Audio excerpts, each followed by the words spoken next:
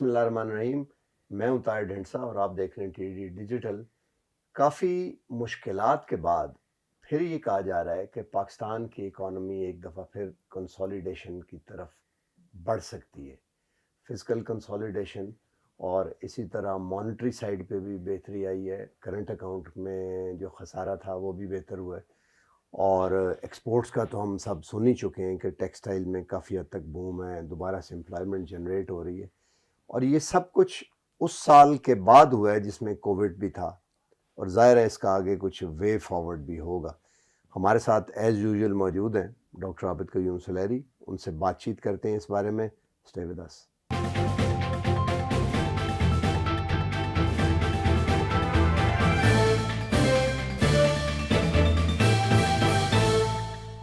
Doctor صاحب very warm welcome. آپ کا میں ایک آرٹیکل پڑھ رہا تھا جس میں آپ نے it was a sort of a report card کہ 2-3 اکاؤنٹ میں کہ پرفارمنس کو گیون سرکمسٹانسز کے پیرامیٹر میں جج کرنا چاہیے. اس کو ایک 2-4 لائنوں میں بتائیں, پھر ہم آگے بات کرتے ہیں. کہ 2020 کے بارے میں جب بات ہو رہی ہے تو اس میں میں نے لکھا تھا کہ 2020 ایک ان یوزول سال تھا. جب آپ اس کو 10 سال کے بعد دیکھیں گے تو شاید اس کے گرافس جو ہیں وہ تو بڑے ویئرڈ قسم کے بنیں گے باقی پوری سالوں کے مقابلے میں. لیکن ہمیں معلوم ہے کہ ہم سب لوگ جو کہ یہاں پہ بیٹھے ہیں یہ بڑے خوش قسمت ہیں کہ یا تو ہمیں یہ کرونا ہوا نہیں یا ہوا اور ہم اس میں سے شفا یاب ہو گئے, بچ گئے. ادروائز یہ گلوبل پینڈیمک ہے. اور جب پینڈیمک جیسے سالوں کا آپ ریویو کرتے ہیں تو اس کے پھر کرائٹیریا ڈفرینٹ ہو جاتا ہے. تو ہمیں دیکھنا یہ چاہیے کہ پینڈیمک کے آغاز میں کیا کہا گیا تھا کہ ایک ہیلتھ کرائسس ہوگا, اکنامک کرائسس ہوگا, کساد بازاری ہوگی, عالمی کساد بازاری, اور فوڈ کرائسس ہوگا, غذائی بحران پیدا ہو جائے گا. اور ان تینوں چیزوں کے تناظر میں پاکستان کی پرفارمنس دیکھنے کی ضرورت ہے. کہ اللہ کا شکر ہے کہ آپ یہ نہیں وہ جو کہہ سکتے ہیں کہ ہمارا ہیلتھ سسٹم کلیپس کر گیا.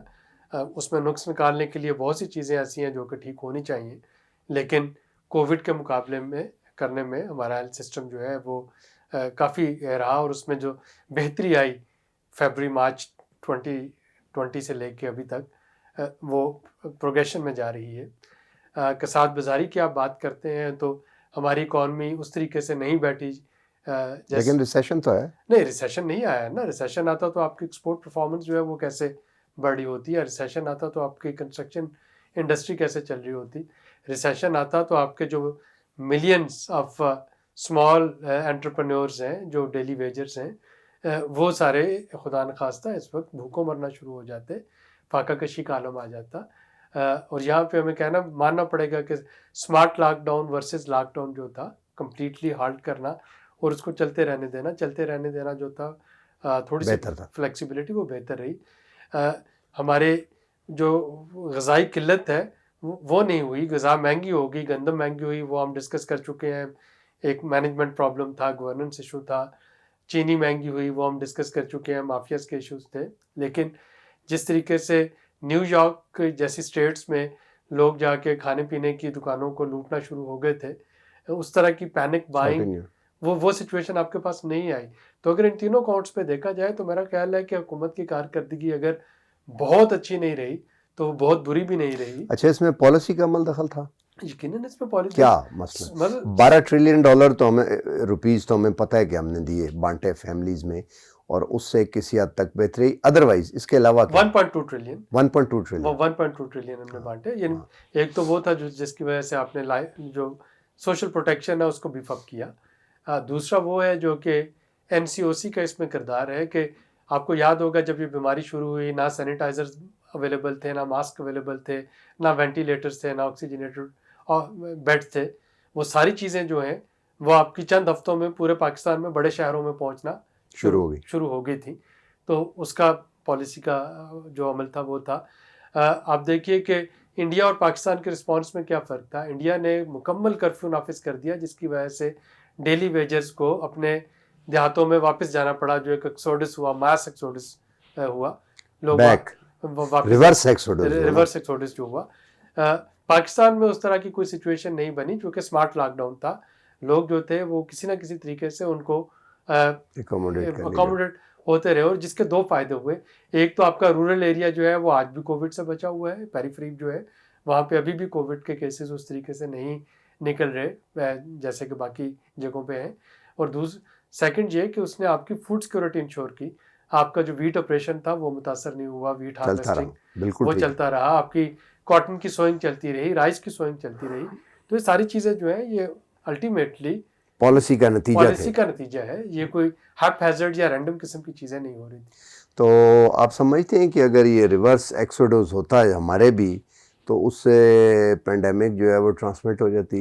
دیکھیے نا شہروں سے انڈیا میں اس وجہ سے ہوئی ہے. وہاں پہ اس سے دو کرائسس نکلے نا. ایک تو لوگوں نے ظاہر ایک آپ 1 بلین پلس آبادی کی بات کر رہے ہیں اور ایک وسیع و عریض ملک ہے, تو وہ لوگ جو پیدل چل رہے ہیں, اب ہر چیز بند ہے اور فیملیز اور بچوں کے ساتھ وہ 4-4 5-5 روز پیدل چل کے اپنے دیہاتوں کی طرف واپس جا رہے ہیں. نہ کہیں کھانے کو مل رہا ہے, نہ پینے کو مل رہا ہے, نہ کوئی ٹرانسپورٹ مل رہی ہے. تو ایک تو وہ جو انہوں نے وہ سارا ڈاکومنٹڈ ہسٹری بن گئی نا 2020.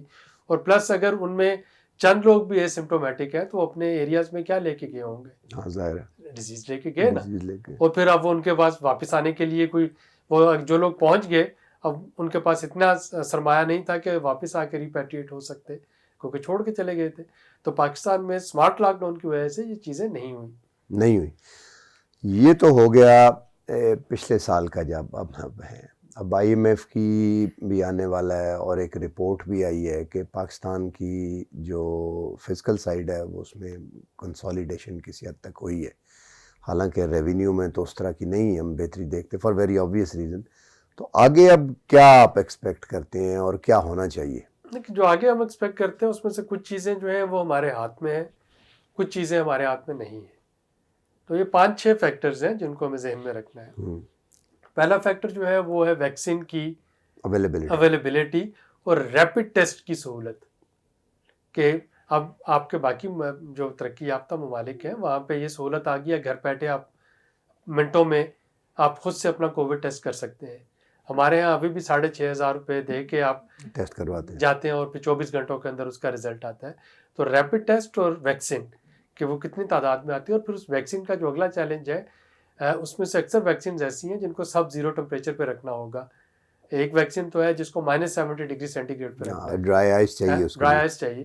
تو اب وہ جو اس کے لیے لاجسٹک ایشوز آئیں گے, آپ کے یہاں سزلنگ سمر ہوگی جب ہمیں ویکسین آنا شروع ہوگی, اور اس میں پورے ملک میں اس ویکسین کو رول آؤٹ کرنا یہ لاجسٹکلی بہت بڑا چیلنج ہوگا. پہلا تو ہے کہ کیا بائی کر سکتے ہیں. یہ جو چائنیز ویکسین ہے اس کو تو میرا خیال ہے روم ٹیمپریچر پہ, چائنیز ویکسین کو بھی, یعنی میں یہ تو کہہ رہا ہوں کہ ویکسین کہاں سے آئے گی اور پھر آپ اس کو کس طریقے سے ٹرانسپورٹ کریں گے, کس طریقے سے ایڈمنسٹر کریں گے. اور پھر جو ٹیبو اگینسٹ ویکسین ہے پاکستان میں تو ایک اسٹگما ہے نا. ہم تو پولیو ویکسین نہیں لگواتے. بہت سے پڑھے لکھے لوگ جو ہے وہ پولیو ویکسین لگوانے سے انکار کر دیتے ہیں, بانج ہو جائیں گے. ایک پورا گروپ ہے جو کہ ہمارے کتنے ڈزن پولیو ورکرز پہ اٹیک ہوئے اور ان کو شہید کیا جا چکا ہے. تو ایسے سارے میں اس میں ویکسین رول آؤٹ کرنا ایک تو اس پہ ڈپینڈ کرے گا فیوچر. دوسرا ڈپینڈ کرتا ہے کہ ہمارے جو ٹریڈنگ پارٹنرز ہیں وہاں پہ ریکوری کی کیا سچویشن ہے, ہیلتھ ریکوری بھی اور اکنامک ریکوری بھی, کہ کیا جہاں پہ آپ کو ایکسپورٹ کرنا ہے کیا وہ معیشتیں اس قابل ہوگی کہ وہ آپ سے امپورٹ کر سکیں, یا وہ نہیں کریں گی, یا وہ ڈیفالٹ کر جائیں گے آپ کے امپورٹ آرڈر منگوا کے آپ سے. تو یہ سیکنڈ فیکٹر آئے گا. تیسرا اور امپورٹنٹ فیکٹر اس میں یہ ہے کہ آپ کی اپنی پریپیئرڈنس کیا ہے ڈیجیٹل ڈیوائڈ کو ختم کرنے کی. جب تک اس ملک میں پورے ملک میں 3G اور 4G ہاریزنٹلی اس کی ایکویٹیبل اور اکراس دا بورڈ اویلیبلٹی نہیں ہوتی ہے, آپ ایک ڈیوائڈ پیدا کر دیں گے اس کلاس میں جو کہ افورڈ کر سکتی ہے براڈ بینڈ اور جس کے پاس اسمارٹ ڈیوائسز ہیں, اور وہ سارے ایریاز یہاں پہ کہ یہ سرے سے ہے ہی نہیں ہے یا وہاں پہ ڈیوائسز نہیں ہیں. تو اب اگر ہم کہتے ہیں کہ نیو نارمل میں online education, online health, online businesses, online governance, ہر چیز آن لائن ہے, تو پھر ہمیں اس ڈیجیٹل ڈیوائڈ جو ہے اس کا خاتمہ کرنا ضروری ہوگا. ویکسینیشن جب ہو جائے گی اور یا ہرڈ امیونٹی جب ہو جائے گی اگلے 1-8 سال تک, اس کے بعد بھی آپ سمجھتے ہیں کہ یہ جو ڈیجیٹل سوئچنگ ہوئی ہے ہماری یہ اسی لیول پہ رہے گی؟ یہ تو پھر آپ کی ایک ارلی آغاز ہو گیا نا پاکستان میں 4th انڈسٹریل ریولوشن کے لیے. ہاں بالکل. تو ہم دیکھ رہے تھے نا ہمارے پچھلے 5-7 سالوں میں دیکھیے کہ پراپرٹی ڈیلر کا کام, کار ڈیلر کا کام کہاں چلا گیا, بالکل وہ سارا آن لائن آ گیا. آپ کے جیسے کسی زمانے میں ٹانگوں کو ٹیکسیز نے اور رکشا نے ریپلیس کیا تھا, اب وہ رکشا اور ٹیکسی کو کون ریپلیس کر رہا ہے؟ اس کو آپ کی on line taxi service replace کر رہی ہے. اسی طریقے سے آپ کے جو ہوم ڈلیوری سروسز ہیں فوڈ کی, تو آلریڈی آپ فورتھ انڈسٹریل ریولوشن میں انٹر ہو چکے ہیں. تو جو اس میں سے اچھی چیزیں ہوں گی وہ تو چلیں گی. یعنی اگر مجھے بزنس شروع کرنا ہے تو کیا آپ کا کیا خیال ہے کہ ویکسین کے بعد بھی میں شو روم ڈھونڈوں گا جہاں پہ جا کے میں پہلے کروڑ روپیہ پگڑی دوں, اس میں ڈیکوریٹ کروں گا, پھر اپنی پروڈکٹ لگاؤں, یا میں چند ہزار روپے جو خرچ کر کے اپنا ایک ویب سائٹ بنا لوں اور وہاں پہ اپنی پروڈکٹ ڈسپلے کروں؟ بالکل. تو یہ چیزیں جو نیو نارمل آ رہا ہے یہ تو بڑی تیزی کے ساتھ آ رہا ہے نا. تو اس میں یہ ڈیوائڈ جو ہے اس کا ختم کرنا بڑا ضروری ہے. اور اس میں اگلا جو فیکٹر ہے بہت ایکولی امپورٹنٹ, وہ فیکٹر ہے ہمارے پاس یہ جو اور انفورسیبل چیزیں ہیں. فار ایگزامپل جو کلائمیٹ چینج ہے, کہ خدا نخواستہ خاصہ اگر یہ ویکسین والا یہ سارا ایشو ختم ہو بھی جاتا ہے, کووڈ والا, آپ کی کوئی اسی طریقے سے کلائمیٹ چینج آ جاتا ہے, تو پینڈیمک کے لیے تو وارننگ ہمیں بہت کم ملی تھی, کلائمیٹ چینج پہ تو روزانہ وارننگ ملتی ہے. آپ سمجھتے ہیں کہ پالیسی سرکلز میں چند منسٹرز یا کمیٹیز کو نکال کے اوور آل گورنمنٹ لیول پہ کلائمیٹ چینج کا ادراک جسے کہتے ہیں اس حد تک ہے, سینسیٹائز ہوں گے, بٹ اتنا ادراک ہے کہ یہ اس لیول کا. دیکھیے ہمارے ہاں تو چونکہ وہ ہوتا ہے نا ارجنٹ ورسز امپورٹنٹ, اور ہر چیز جو ہے وہ ارجنسی پروسیڈ کر جاتی ہے, امپورٹنٹ چیزیں پیچھے رہ جاتی ہیں.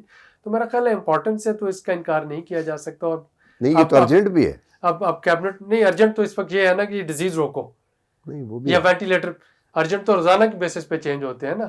آج کا میرا ارجنٹ یہ ہے کہ وہ جو ایک بڑا بھیانک واقعہ ہوا بلوچستان میں ہزارہ کمیونٹی کے خلاف, اس کو مجھے کنٹرول کرنا ہے. 2 دن پہلے میرا ارجنٹ واقعہ یہ تھا کہ جو اسلام آباد پولیس نے ایک بچے کو مار دیا, مجھے اس کو پکڑنا ہے. تو یہ جو ارجنٹ ہے یہ تو روزانہ کی بنیادوں پہ آتے ہیں, اور اسی کی بیسس پہ پھر وہ ساری ڈیسیژن میکنگ. اچھا, تیسرا اس کے علاوہ کلائمیٹ چینج, اور کلائمیٹ چینج کے علاوہ آپ کا پولیٹیکل ٹمپریچر جو ہے وہ کتنا نارمل رہتا ہے, پولیٹیکل اسٹیبلٹی.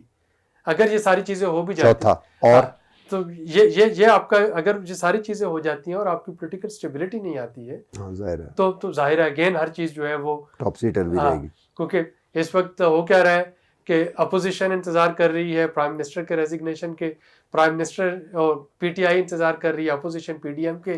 لیکن آپ سمجھتے ہیں کہ سیٹل نہیں ہوا ابھی تک؟ اگر مجھے تو لگتا ہے ہو گیا settle. That would be an opportunity loss. Settle ہو نہیں گیا, آپ کو لگتا کیا ہے ویسے؟ دیکھیے یہ آپ نے ہمیں دیکھ لیا, اور اس کی وجوہات کا بھی ہمیں پتہ ہے کہ پیپلز پارٹی جو ہے وہ اتنی نہیں ہو سکتی, آپ اسے کہیں کہ آپت نان دیش, کہ وہ اپنی سندھ کی گورنمنٹ بھی چھوڑ دے, اور سینٹ میں یہاں پہ کہ شاید اس کی ایک سیٹ بڑھ جائے سینٹ الیکشن کے بعد, اس کو بھی چھوڑ دے. بالکل. تو وہ کیوں کرے گی ایسا؟ تو میرا نہیں خیال کہ پی ڈی ایم ریزائن کرے گی, اور اگر وہ پیپلز پارٹی ریزائن کرے گی, اور اگر وہ نہیں کرتی تو پھر یہ ایشو تقریباً سیٹل ہو. لیکن اب گورنمنٹ کی ذمہ داری ہے کہ وہ تھوڑا سا اس کو, گورنمنٹ کیا کرے؟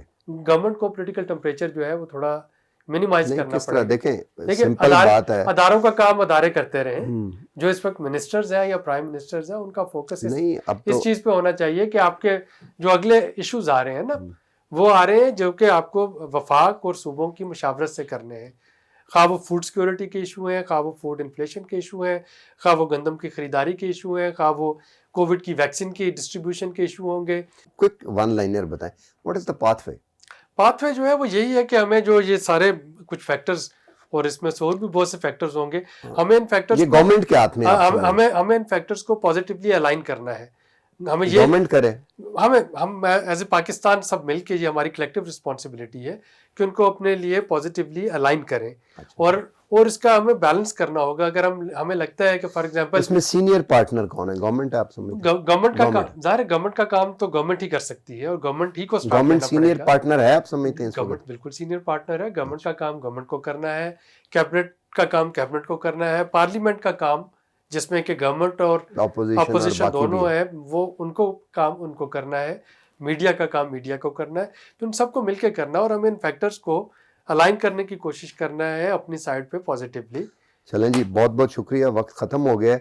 جاتے ہوئے میں اس پہ کوئی کمنٹری نہیں کرنا چاہتا, لیکن میں سمجھتا ہوں کہ 2-3 ایک آدھ بات اس پہ کرنی ضروری ہو گئی ہے کہ کلائمیٹ چینج ہے اور کووڈ کو دیکھنا ہے اور صوبوں کے ساتھ. لیکن ایکسپرٹ ہمارے جو ہیں انہوں نے یہ کہا کہ گورنمنٹ ایک سینئر پارٹنر ہے, اور پولیٹیکل ٹیمپریچر کو نیچے لانا جو ہے یہ ضروری ہے.